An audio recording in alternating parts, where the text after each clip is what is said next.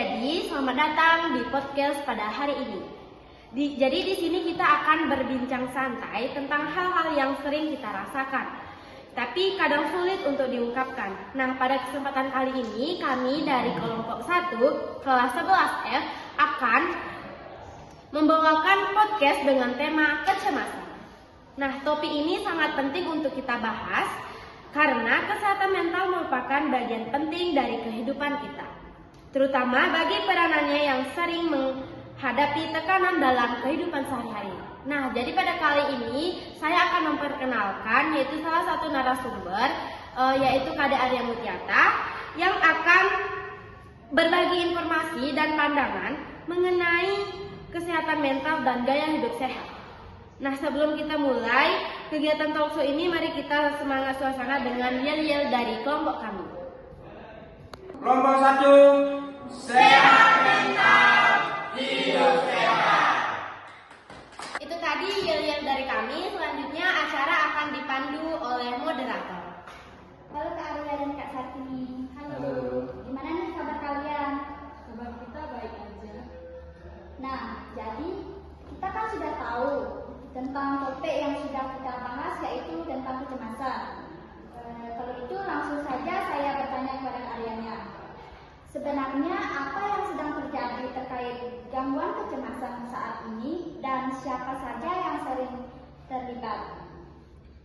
Jadi secara definisi, gangguan kecemasan adalah kondisi psikologi di mana seseorang merasakan kekhawatiran, ketakutan atau kegelisahan yang berlebihan dan terus-menerus terhadap situasi sehari-hari. Subjek yang paling sering terdampak adalah remaja dan orang dewasa, terutama mereka yang berada dalam masa transisi atau di bawah tekanan prestasi yang tinggi. Oke.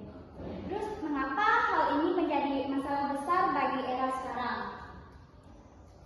Ini menjadi masalah besar karena kecemasan yang tidak teratasi dapat terganggu fungsi otak, produktivitas hingga kesehatan fisik.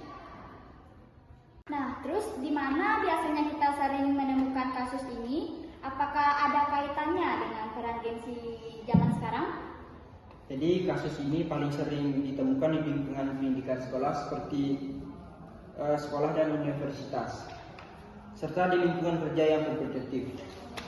Hubungannya dengan Gen Z itu sangat erat tentunya.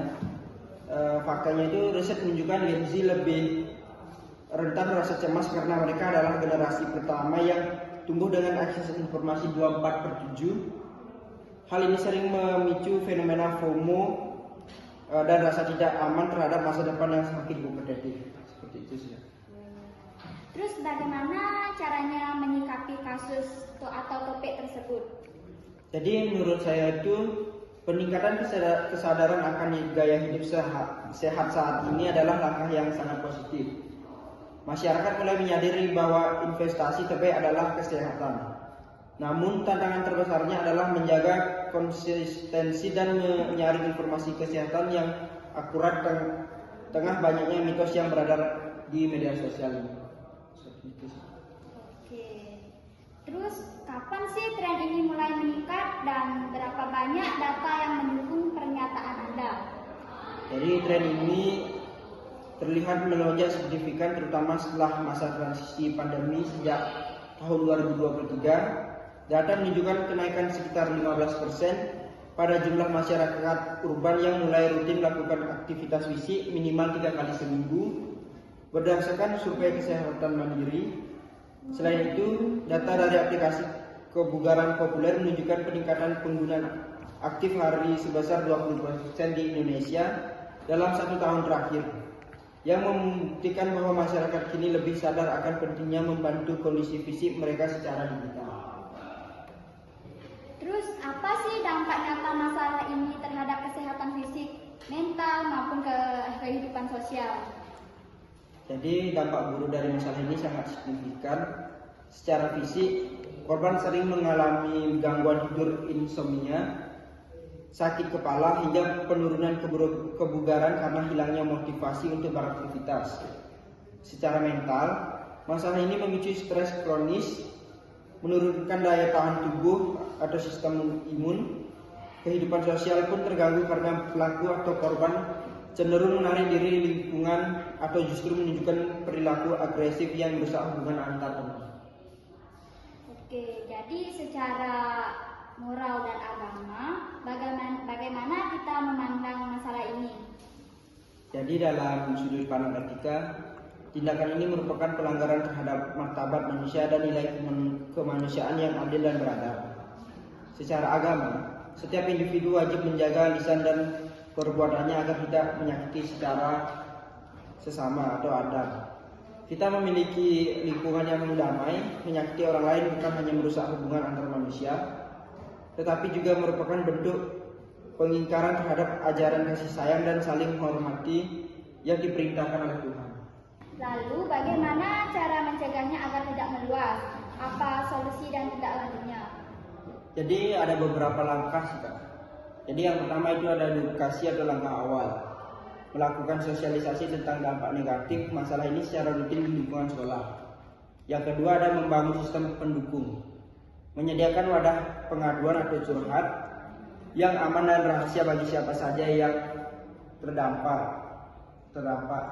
Jadi yang ketiga ada penegakan aturan. Menerapkan sanksi yang tegas namun mendidik bagi pelanggar agar memberikan efek jerah. Dan yang terakhir ada pendampingan psikologis, memberikan bantuan konseling bagi pihak yang terlibat untuk memulihkan kondisi mental dan memperbaiki perilaku.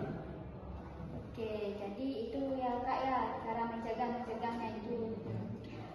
Oke, jadi itu tadi sedikit tentang penjelasan kecemasan. Sekarang kita akan melakukan sesi tanya jawab. Untuk yang mau bertanya silakan angkat tangannya. Untuk angkat tangannya silakan. Mengapa kita harus melakukan pemanasan sebelum berolahraga berat?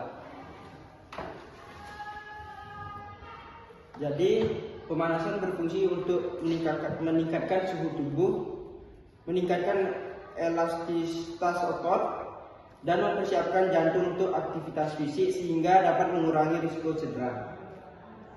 Seperti itu sih. Apakah ada yang bertanya lagi? Baik, untuk Kak Sulendranya dipersilakan. Bagaimana cara membangun komunikasi yang baik dalam tim bola basket? Jadi dengan sering berlatih bersama, menggunakan kode atau syarat suara saat bertanding, serta saling memberikan apresiasi positif untuk membangun kepercayaan antara pemain. Bisa diterima? Bisa. Jadi karena podcast ini sudah selesai, ini kesimpulan yang ditulis oleh penulis. Kesimpulannya yaitu, gangguan kecemasan banyak dialami remaja dan Gen Z akibat faktor internal seperti kepribadian dan genetika, serta faktor internal seperti tekanan akademik, media sosial, dan lingkungan. Akses informasi tanpa batas membuat mereka rentan mengalami FOMO dan rasa tidak aman yang terdampak pada kesehatan dan produktivitas meski kesadaran hidup sehat meningkat. Tetap diperlukan sikap bijak dalam menyaring informasi, menjaga keseimbangan hidup, serta dukungan lingkungan dan penerapan nilai etika, moral, dan agama untuk mengatasinya. Oke guys, itu tadi podcast pada hari ini yaitu tentang topik kecemasan. Nah, tidak terasa kita sudah berada di titik penghujung podcast kali ini. Jadi pembahasan hari ini kita belajar bahwa kecemasan mental adalah hal yang nyata yang bisa dialami oleh siapa saja. Yang terpenting kita perlu memahami, menerima dan mencari cara untuk mengatasi gangguan kecemasan tersebut. Jadi jangan ragu untuk bercerita kepada orang yang kamu percaya dan mencari bantuan profesional jika kamu membutuhkan. Terima kasih sudah mendengarkan dan menemani kami sampai akhir. Semoga obrolan kita pada hari ini bermanfaat untuk bagi remaja dan juga semua orang.